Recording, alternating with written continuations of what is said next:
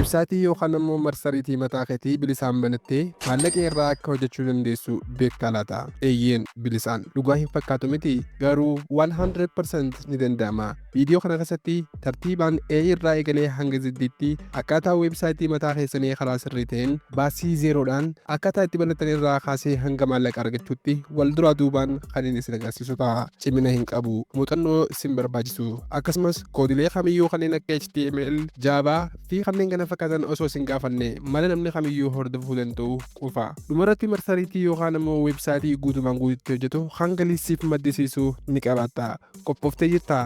Gara viidiyoo. Okay guys, barnoota keenya guyyaa irratti kallattumaan yeroo deebinu guyyaa irraa immoo websaayitii karaa sirrii ta'een akkasumas bifa bilisaan yookaan immoo firii ta'een akkamiin akka banachuu dandeenyu viidiyoo kana keessatti wal duraa duubaan ni ilaalla. Warroonni kompiitara qabdan baay'ee bareedaadha. Kompiitara irratti isteeppii nama isin garsiisu nu wajjin hordofuu dandeessanii. Warra kompiitara hin qabnes ammoo akkamitti bilbila keessan irratti akkamitti akka nafaana bu'uu dandeessan isin agarsiisaa jechuudha. Bilbila keessan irratti isteeppii nama isin garsiisu kana sirreessachuudhaan yookaan immoo seetingii kana sirreeffachuudhaan nafaana bu'aan isin jaa. Fakkeenyaaf bilbila keenya irra dhaqee isin agarsiisa. Jalqaba irratti maal gootan bilbila keessan ni seentanii Chrome yookaan immoo browserii kamiyyuu kan barbaaddan ni seentanii. Fakkeenyaaf an Chromeen fayyadama. Fakkeenyaaf Chrome kiyya haala kanaan ni seena. Haala kanaan yeroo seenu bilbila kiyya haala kanaan naaf ta'a jechuudha. Warri moobaayil qabdanii kompiitara irratti waan isin agarsiisuuf isteeppii isaa bilbila irratti seetingii kana sirreeffattanii isteeppii nan godhu nafaana bu'uu dandeessanii jechuudha. Maal gootanii jalqaba irratti biloogar jettanii sarchii gootanii biloogar jennee sarchii goona biloogar. Waaw, akkuma agartan biloogar jettanii gaafa sarchii gootan akkamitti isin ibda websaayitii jalqaba irratti isin ibda kunoo blogger.com isa jiru jalqaba irratti isin ibda sana booda isa kana ni filattanii websaayitii kana ni seentanii jechuudha. Websaayitiin kun maaliif isin fayyada? Baay'ee ariifaa akkamitti akkatti filamsaa guutumaan guututti isin agarsiisa. Websaayitii mataa keessanii akkamitti akka irra banattan fakkeenyaaf jalqaba irratti haala kanaan isin ibda jechuudha. Asirratti wanti hubachuu qabdan bilbila gaafa fayyadamtan amma maal gootanii haala kanaan yeroo bilbila irratti isin ibdu sana booda sarara sadii kan gama gubbaa irratti argamu ni filattu. Sana booda maal gootan gaddeemuudhaan isa deesktoop saayitii isa jiru kun akkuma agartan mallattoo raayitii itti gootan gaas. Gaafa isin mallattoo raayitii itti gootan mallattoo raayitii itti goonee jirra deesktoop saayitii isa jiru kanarratti. Kanaafuu bifa kompiitaraatiin nu fidaa jechuudha. Amma booda as keessatti isteeppiin ammoo kompiitara irratti isin agarsiisu sirriitti hordofuudhaan nafaana bu'uu ni dandeessanii. Baay'ee bareedaadha. Warroonni kompiitara hin qabnes haala kanaan nafaana bu'uu dandeessanii. Amma jalqaba irratti mee kompiitara kiyya irratti isin agarsiisu. Kompiitara irratti seetingii kana sirreeffachuun nan barbaachisu jechuudha. Amma websaayitii barachuudhaaf maal goonaa jalqaba irratti isa blogger jedhu ni barreessina. Blogger jennee sarchi ni goona. Gaafa blogger jennee sarchi goonu amma akkuma agartan websaayitiin kiyya jalqaba irratti naa dhufee jira jechuudha. Amma websaayitiin kiyya haala kanaan naa dhufee jira. Warri bilbila qabdanis isteeppii nama isin garsiisan nafaana buutu sana booda blogger isa jiru jalqaba irratti haala kanaan naaf dhufaa jechuudha. Asirratti wanti hubachuu qabdan Chrome yookaan immoo browserii kamiyyuu kan seentan irraa imeeliin keessan jiraachuu qaba jechuudha. Yookaan immoo loogiin yookaan immoo saayinii aap godhachuu qabdanii. Warri ammoo haala haala kanaan isiniif fida jechuudha. Jalqaba irratti maqaa biloogii keessanii akka banattaniif isin ajajaa jechuudha. So jalqaba irratti maal gootan taayitilii yookaan immoo maqaa biloogii keessanii ni banattanii. Fakkeenyaaf murree biloogii onjee fakkeenyaaf haala kanaan ni godha. Sana booda kun ammoo maqaa biloogii keessaniiti guys. Sirriitti hubadhaadha. Maqaa biloogii keessaniiti. Kanaafuu maqaa biloogii keessanii erga haala kanaan godhattanii sana booda isa next joonii filattanii amma wanti guddaan as jechuudha. Choose your URL for your blog kan jedhudha jechuudha. Maqaa yuunikii biloogii keessan namni sarchiitti godhuu isin argatudha jechuudha. Fakkeenyaaf muratips.com abaluu.com jettanii maqaa silaa fayyadamuu barbaadan aadni godhatanii jechuudha.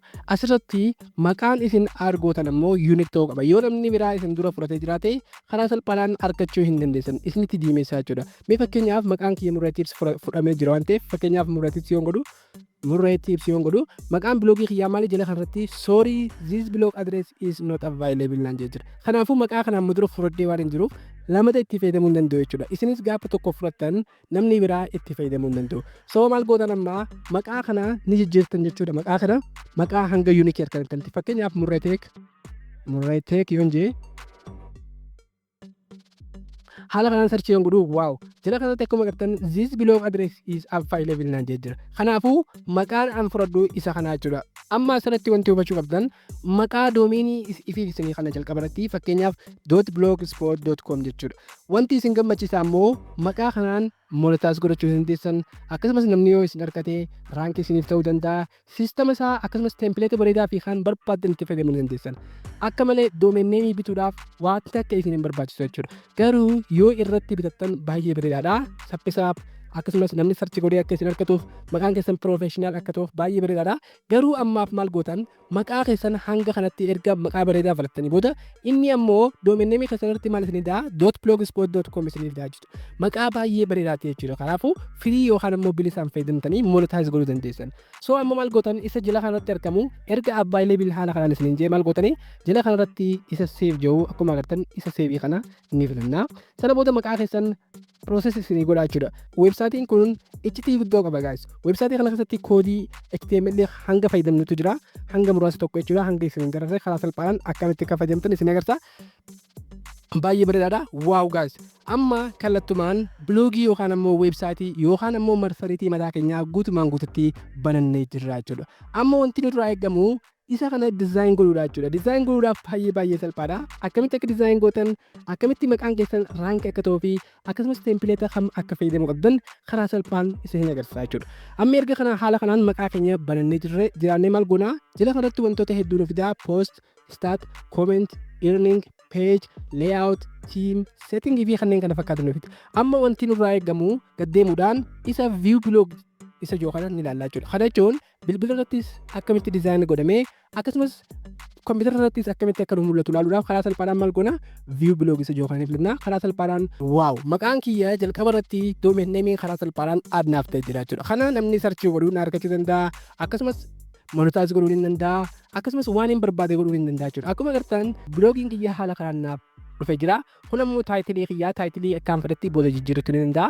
akkamitti akka jijjiiranis waa hunda waliin ilaalla akkasumas weebsaayitii karaa salphaadhaan mataa kiyyaa banadheetiin jira jechuudha guys kunoo akkana fakkaataa jechuudha weebsaayitiin kiyyaa bilbila irrattis gaafa ilaaltanis dizaayina bareedaadhaan isiniif aartee jira jechuudha so amma maal goonaa weebsaayitii keenya dizaayin godhuu qofaatu nu hafaa jechuudha amma mee fakkeenyaaf dizaayinii fi wantoota takka haasirreeffannu kana gara biloogarii keenyatti deemine kana booda maal goonaa kallattumaan gara tiima yookaan ammoo dizaayinii weebsaayitii keenyaa gosa isaa ni filannaa jechuudha kana filachuudhaan maal goonaa tiim isa joo kana ni filannaa tiim kana keessaa weebsaayitiin ni jira jechuudha as keessaa fakkeenyaaf gosoota dizaayina nuti barbaadnu keessaa ni filanna fakkeenyaaf kunoo akkuma agartan dizaayina gosa hedduutu jira kan barbaadan keessaa ni filattan jechuudha dizaayina isiniif ta'u isiniif beeka jechuudha so amma as keessaa gaafa filattan ammoo haareetti dizaayin godhuu barbaada akkasumas wanti isaa bareedaa miti baay'ee namatti tolu jechuudha kanaafuu amma maal gootan amma karaa gabaabaadhaan biraawusarii biraan seentanii warri bilbila fayyadamtanis biraawusarii keessan kan biraa aad godhachuudhaan yookaan ammoo biraawusarii biraa irratti ni fayyadamtan fakkeenyaaf isa aad yoo kana ni filadhaa sana booda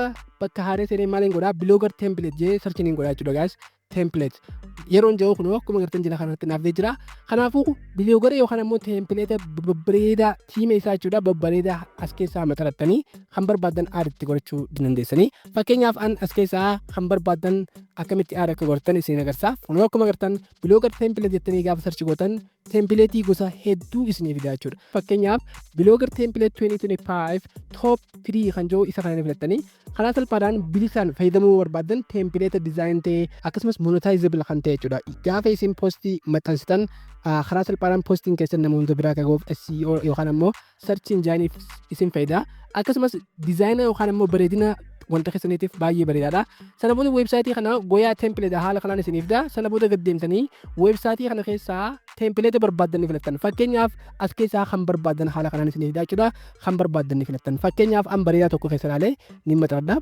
fakkeenyaaf isa niwus joo kana baay'ee natti tola ay niwus kan joo kana ni filadha sana booda isa kana okay irratti hin godhaa sana booda maal akka fakkaatu ni ilaalaa jechuudha fakkeenyaaf bilbila irrattis yeroo ilaalu akkam fakkaata akkasumas kompiitara kiyya irratti maal akka fakkaatu walumaa galatti ni ilaalaa jechuudha sana booda gaddeemuudhaan waaw haala kanaan baay'ee bareedaadha sana booda maaltu jira jala kanarratti wantoota sadii jira live preview baay'ee fi akkasumas daawunloodii jira live preview'n ammoo tempileetiin kun bilbila irrattis maal akkam akka fakkaatuu fi akkasumas kompiitara irrattis maal akka fakkaatu ilaaluuf isin fayyada baay'een ammoo pireemiyamii isaa bitachuudhaaf fakkeenyaaf $10 kaffaltanii kan itti dizaayin godhuu barbaadan ni bilattanii firii isaa maal gootan daawunlood asiin ni godhatanii jechuudha sana booda isa kana daawunlood ni godhatanii daawunlood fakkeenyaaf isin garsiisu jira isin ammoo kan barbaadan keessaa maxxarattanii ni buufattan fakkeenyaaf gaafa daawunlood godhuu haala kanaan gubbaa kanarratti daawunlood naaf ta'e jira kunoo akkuma agartan aamnius naaf ta'ee jira jechuudha. Kanaafuu amma maaliin godhaa gara weebsaayitii kiyyaan hin deebi'aa biloogar kiyyaan hin deebi'aa sana booda maaliin godhaa ammallee deegad deemee tiim isa jiru kana ni filadhaa.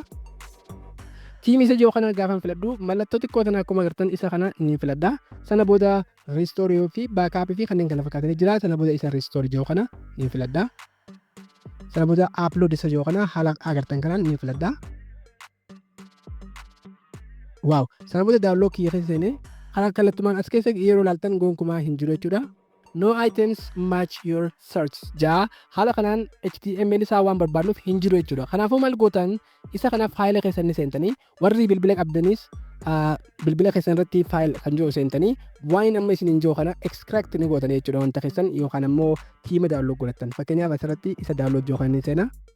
Sana booda haala kanaan ziptee jiraachuu qollofamee jiraachuudha. Kanaafuu isa kana extract goona dura sirriitti hubadhaa extract gaafa goonu kallattumaan nuuf banamaa jechuudha. Warri bilbila qabdanis steepumaan amma isin garsiisu kana hordofuu ni dandeessanii.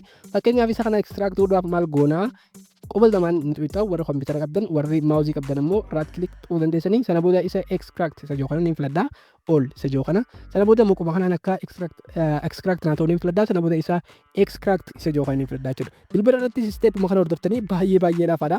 Sana booda as keessatti ammoo ziipii kanarraa isiniif banamaa jechuudha. Waaw gaas akkuma agartan naaf banamee jira jechuudha. Amma maaliin godhaa gara weebsaayitii kiyyaa niin deebi'aa. Amma isa amma reefu malaan jee no items naan jee jira amma immoo naaf banamee jira jechuudha. Amma tiima kiyya ol baasuudhaaf maaliin godhaa isa kana double tap niin godhaa isa kana keessaa niin banaa. Sana booda haala kanaan naaf jira jechuudha. Amma as keessaa biloogara kiyyaaf template niin filadhaa jechuudha. Kanaafuu kana filachuudhaaf ammoo maal godhaa iNews version kunoo isa kana niin filadhaa jechuudha. Isa mallattoo iNews free version isa jiru kana isa dokumentii isaa HTML ta'uu isaa adda baafadhaa. Sana booda isa kana niin filadhaa. Sana booda isa open jiru niin filadhaa jechuudha. Sana booda open ni gootanii sana booda open gaafa gootan restore isiniif ta'a jechuudha. Tiimni keessan guutumaan guututti upload isiniif ta'a jechuudha. Karaa salphaadhaan amma restore naa ta'u jira hanga inni naaf upload ta'uu ni eega. Sana booda gaafa inni restore naa ta'u kallattumaan akkuma agartan restore tiim naan jee jira. Amma maaliin godhaa gad deemuudhaan tiimii kiyya view isa jiru kan filadhaa. Reefu akkam naaf ta'e amma immoo diizaayinii akkamiin naaf ta'an ilaalla. Waaw gaas baay'ee namatti tola. Waaw! Akkuma agartan diizaayiniin kiyya guutumaan guututti naaf jijjiiramee jira jechuudha gaas. Haala kanaan tiima keessaa kan barbaadan ni filattan. Amma fakkeenyaaf isin agarsiisa malee karaa salphaadhaan tiima keessan keessaa kan barbaadan ni filattan. Asirratti sirriitti hubadhaa. Kan amma fakkeenyaaf isin agarsiisa. Kana booda guutumaan guututti amma diizaayina keessan guutumaan guututti jijjiirachuu ni dandeessanii. Poostii isin maxxansitan akkasumas waan hunda jijjiirachuu ni dandeessanii jechuudha. Hoomii, fiicharii, meenuu akkasumas iNews loogoo fi kanneen kana fakkaatan guutumaan guututti jijjiirachuu ni dandeessanii. Poostii ammaa gaafa maxxansitan poostiin keessan ilaa hangaasitti isiniif dhufa. Viidiyoo itti aanu keessatti ammoo akkamitti loogoo jijjiiratan, akkamitti hoomii jijjiiran, akkasumas jala kanarratti akkamitti wantoota inni awutomaatikaalii nuuf kaa'e guutumaan guututti akkamitti akka jijjiiranii fi hoomii fi about kontaaktii fi kanneen kana fakkaatan akkamitti aada akka goonu karaa salphaadhaan waliin ilaallaa. Tiima bareedaa maxxaradhaan eegaadhaan isiniin jaa gaayes akkamitti akka raanki goonuu fi waa hunda faartitti aanu keessatti waliin ilaallaa. Hanga viidiyoo itti aanutti walitti deebinutti nagaan naa tura.